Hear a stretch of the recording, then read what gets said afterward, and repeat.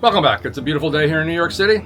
I mean, it's a beautiful day. We had all these rainstorms and the subways were flooding yesterday. Not in my neighborhood, but out in Great Neck, where I used to have a dentist, which is like 15 minutes out of the city on the Long Island Railroad.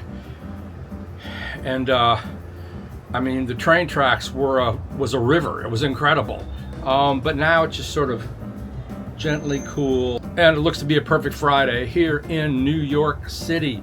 Let's talk about Pablo Reissues. Chad Kassim's new Pablo Reissues, Analogue Productions Pablo Reissues, Kevin Gray, coherent, 180 gram vinyl. The QC on these things is insane. The QC on a good bulk of modern reissues is insane. The Tone Poets, the OJCs, and then you jump to like the Electric Company and stuff like that. I mean, I've seen those pressings. I've held them in my hands.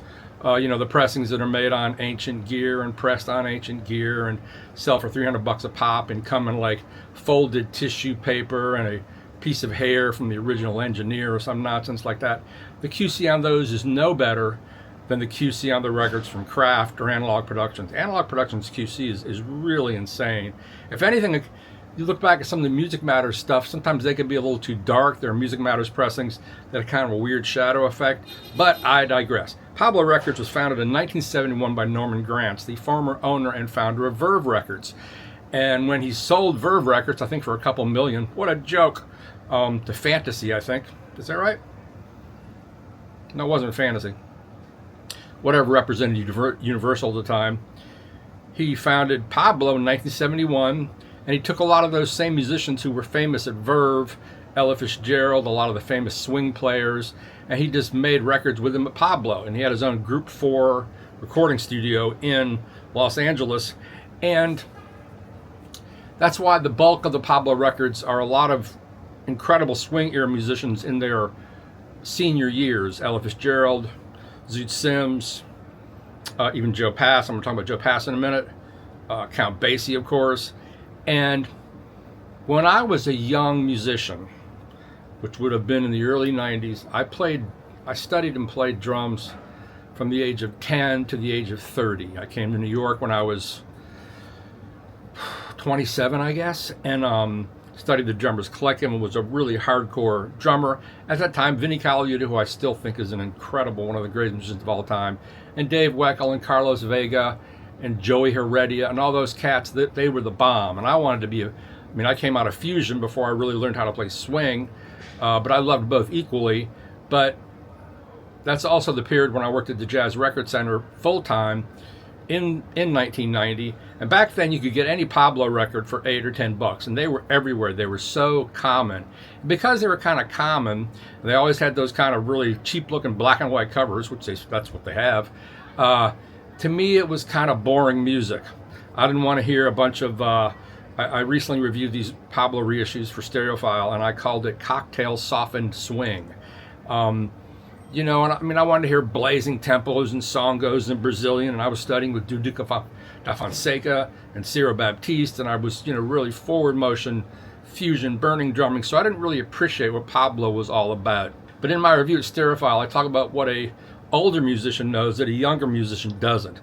And this is very true today in the era of gospel chops, drummers, and all musicians have so much incredible technique. There are musicians on Instagram who I've never heard of who don't have recording contracts, who are children, who have insane technique from, there's one young woman who plays brushes all the time on Instagram. She's fantastic. But there's this dude from Italy who has like just stupid, he eats lunch while he's playing like Megadeth or something. And then there's this really ridiculous kid, Brian Kreutzer, is that his name? Who kind of has taken Buddy Rich and amped it up by 10 degrees. But they all have such incredible technique.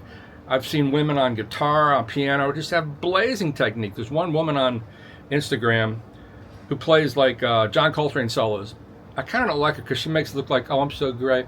But she burns on this stuff. But A, can they play it with a band? A, can they play it in front of people? A, can they play it within a groove context? And that's what an older musician has that a younger musician doesn't. A younger musician will usually have tons of technique, and because in today's era they've grown up looking at videos, they can see how it's done, but they don't have the experience of making a band groove. And that's the weird thing, is now everything is recorded with a click. everything is recorded with a click. Not, I don't think jazz is, but then again, I kind of wonder. And when you have that click there, that becomes your reference for the groove. When I was a kid, the idea was that, you know, you wanted the band to sound tight. That was the thing. I remember the first time I saw the Meters play with Robert Palmer. I was actually on the road with a guy named Andy Pratt, and we opened for Robert Palmer, which, if you're as old as me, you'll know had these amazing early R&B records. Hits like Sneakin' Sally Up the Alley, Got a Bad Case of Lovin' You, an amazing cover of an Andy Fraser tune called Every Kind of People. Amazing track. And we were somewhere opening up for Robert Palmer, and the band was just, who are these black dudes? The groove was just insane. It was just like a locomotive moving across the stage. And the playing was so intricate and intertwined between the guitarist, the drummer, the bass player. I'm sure the keyboard player was there, even though the drummer wasn't Zigaboo Modoleste. It was Donnie Wynn, who was Robert Palmer's studio drummer. But still, the groove was just unbelievable. I'd never heard anything like that before. And that's what old musicians have. They know how to play in a groove. They know how to make a groove work. They know where to place the beat because they have so much experience. You know, Louis Bellson plays on a number of these Pablo records, and Louis' sense of grace and subtlety and groove is just astounding. A lot of these guys can say so much with saying so little, the musicians on these Pablo records. They have such mastery of the instrument because they've been doing it for 40 years. You know, there used to be a circuit in America where musicians would play across the country. Before that, there were what called the territory bands, which were big bands playing across the country. Count Basie was definitely in territory bands. Fletcher Henderson, people like that. But so they were, you know, playing all the time, and that's mirrored in like Blue Note recordings. Those guys were playing all the time. They're playing with each other all the time. And then they got paid to do a rehearsal. That's why it's all so locked in. They had so much work. And that's what you hear from older musicians on these Pablo records. They know how to groove. They know how to solo. They know how to tell a story. They know how to make an ensemble work. They have an incredible sense of dynamics. And in saying that, the most dynamic of all these records, 88 Basie Street, Count Basie and his orchestra. If there's an audiophile record in this lot, this is it. This is an astounding record. Ocean Way Studios, 1983. Engineer Alan Sides. And just an amazing lineup. I guess it's a big band. I don't know if it's 16 pieces. This record goes from a whisper to a scream in a second. It goes from, you know, PPP to FFF, you know, pianissimo, the quietest level of volume, to triple forte, the loudest. And they do it as a group. They do it in ensemble sections. And the playing is so beautiful. And of course, the subtle playing of Count Basie, a real master of piano, who played so much subtlety but said so much and controlled the group. But they do Bluesville, 88 Basie Street, Contractors Blues, The Blues Machine, Katie, Sunday at the Savoy. These are thick jackets, beautifully replicated covers. And this is, if you only buy one of these new Analogue Productions reissues of Pablo, this is the one to get. This is a great test for a system as well, because the record is so dynamic. It's astounding. It's very spacious, big giant soundstage. A great Pablo reissue from Chad Castleman Analogue Productions. Zoot Sims, Joe Pass, Blues for Two, Zoot Sims tenor sax, Joe Pass, Gibson electric hollow body ES 175 guitar. Just playing duets, and the liner notes is funny. Joe Pass writes that, does he write it? Well, he mentions in the liner notes he didn't think he'd be good for this record because he's not a four to the bar kind of player. You know, the mastery in four to the bar guitar playing is somebody like Freddie Green, I guess even Charlie Christian to a degree before Freddie Green. Those guys who can just nail down dump, dump, dump, dump. That's not really what Joe Pass does, even though he does some of it and he sets up comping on this record. Joe Pass is such a beast. And while I was going through these records, there's another amazing Joe Pass record, Intercontinental on MPS. This has been reissued a few years ago. This is an amazing record.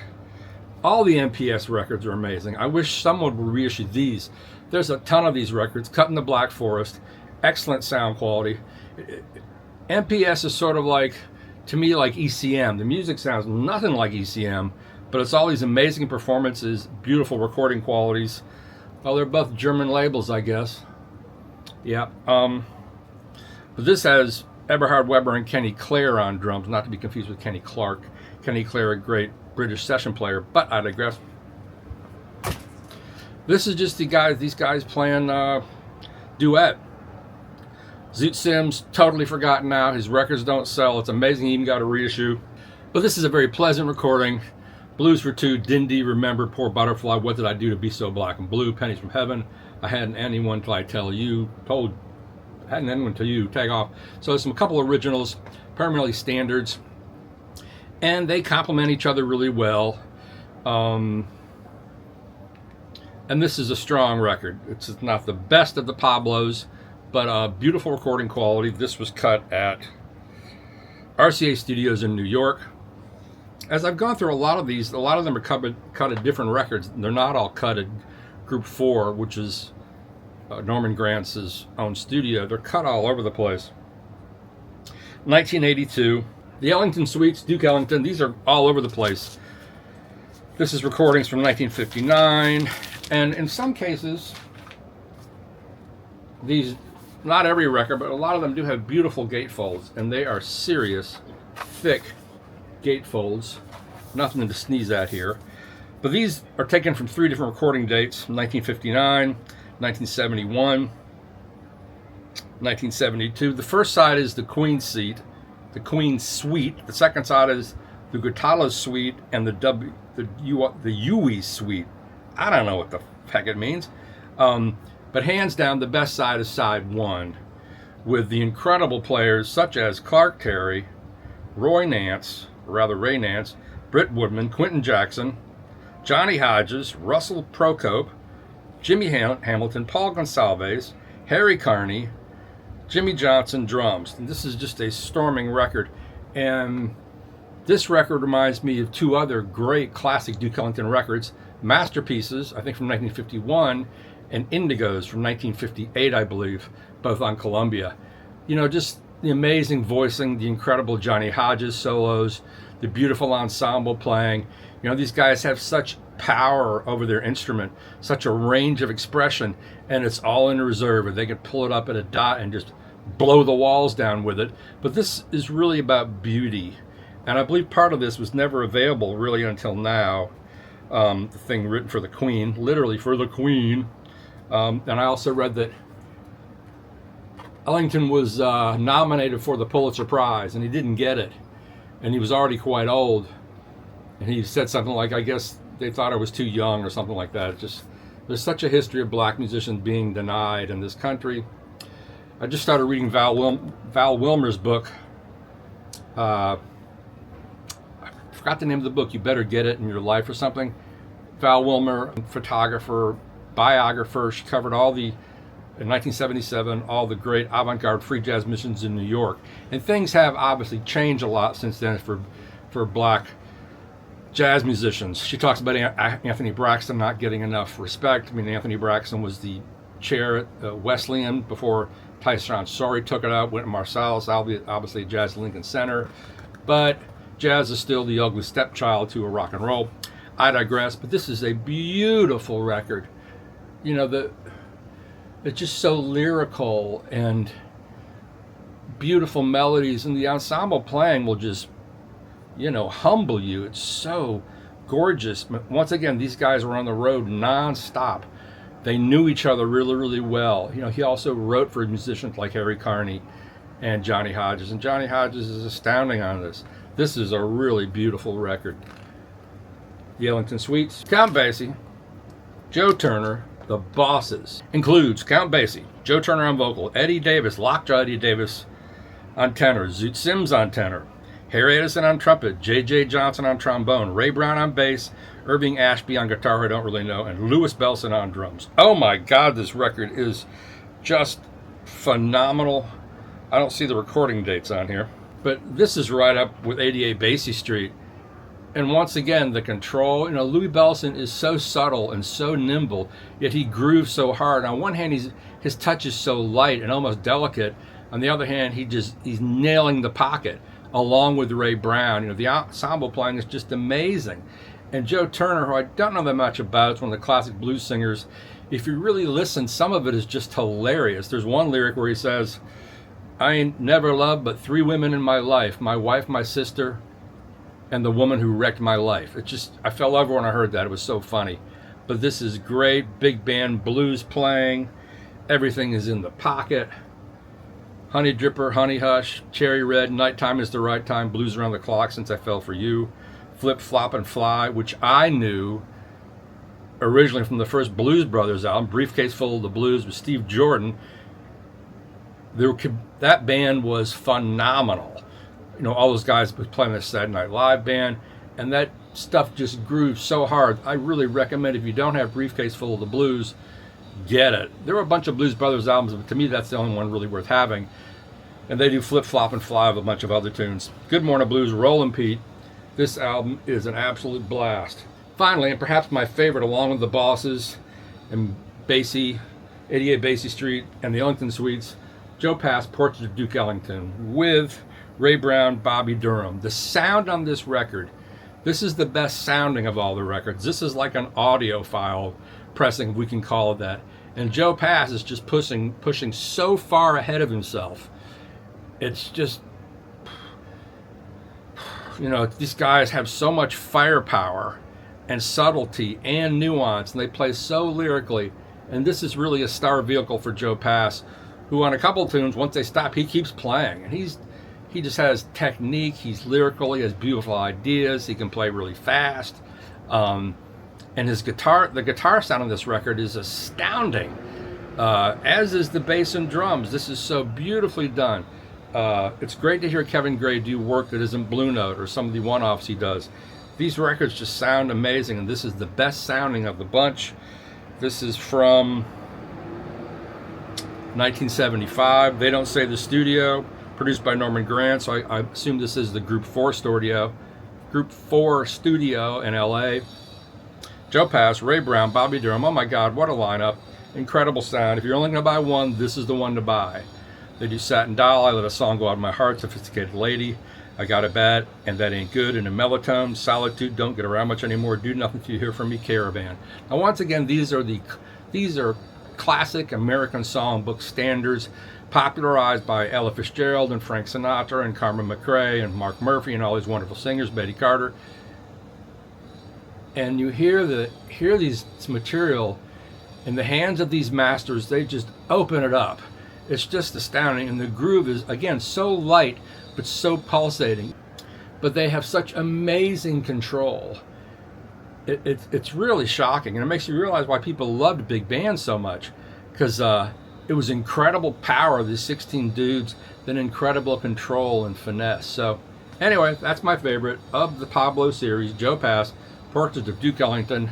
Thanks for watching. Please like and subscribe.